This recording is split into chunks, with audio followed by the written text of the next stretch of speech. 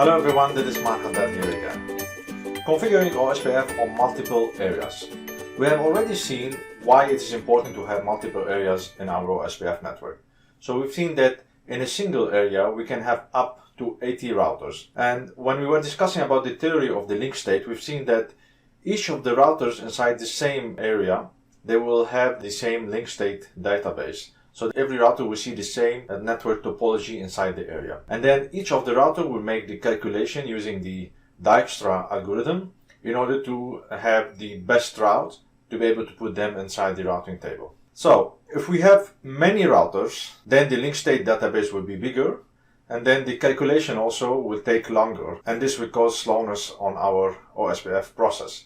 So imagine if you have a navigator in your car and you want to go inside the same city from a street A to a street B, and then you can put it on the navigator and the navigator will make the calculation, and in this case it's very fast because it's inside the city. But imagine that you want to go from one state to another state or from one country to another country, and then you put the destination on the navigator, and it would take much longer for the navigator to calculate the best way to reach to that destination because it is way wider the distance.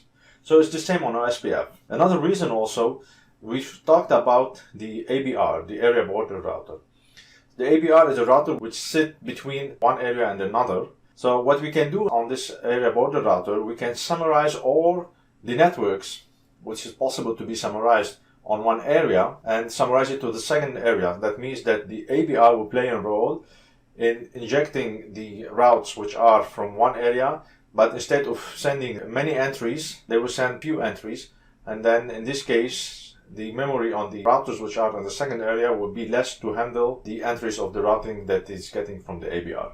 Another also benefit that multiple areas can have is when in case you have one of the routes inside one area is down, then the calculation will happen only inside that area, and the other routers in the other areas will not enter inside this calculation to be able to find a second way to reach to the destination which has the route broken.